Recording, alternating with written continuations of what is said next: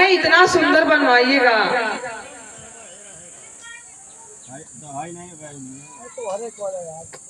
कि कोई जो है देखे तो कहे कि पार्वती के महल इतना सुंदर किसी का महल नहीं है।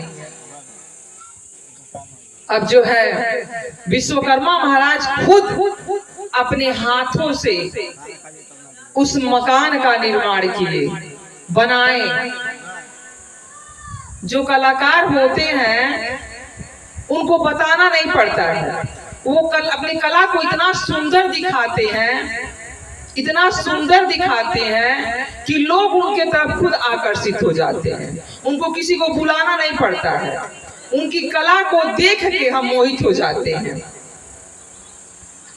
और कला जो कलाकार होते हैं उनके पास हम खुद चल के जाते हैं, उनको आपके पास आने की जरूरत ही नहीं है। क्योंकि जब हम किसी के पास जाते हैं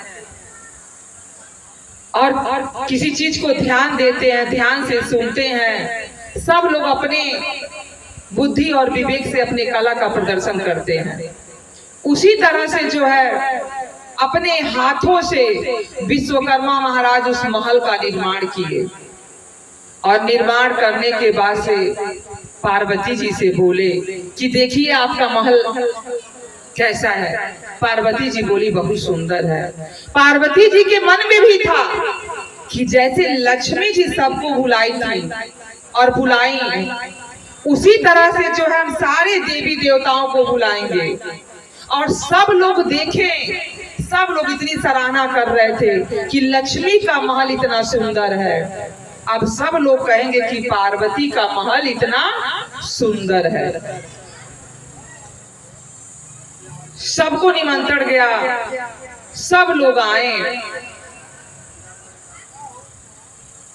उसमें जो है लक्ष्मी मैया भी आई। जब लक्ष्मी मैया आई, पूजा पाठ का समय था, दिन रख दिया गया था। अब चर्चा हुआ कि किसको बुलाया जाए, क्योंकि सब लोग यही चाहते हैं कि विद्वान से विद्वान तो सब लोग होते हैं, लेकिन लोग तलाश करते हैं। कलाकार तो सब लोग होते हैं, बजाते तो सब लोग हैं, लेकिन बजाने वाले उसको कहते हैं जो बिगड़े हुए कार्य को बना दे, वही महान होता है, वही श्रेष्ठ होता है। जो टूटे हुए घर को जोड़ दे वही महान है। जो अपने परिवार को चला दे वही महान है। इसी तरह से जो है तो सब लोग कहें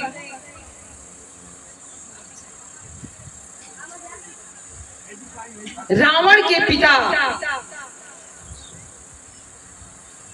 के जैसे विद्वान कोई नहीं है। अब जो है उनके पास निमंत्रण गया।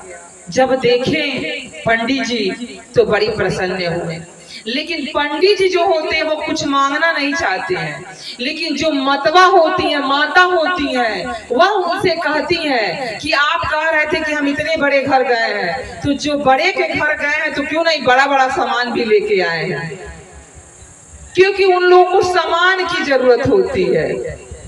तो वो लोग अपने पति से हमेशा कहती हैं कि आप कहीं भी जाइए लेकिन बोरा भर के लेके आइए।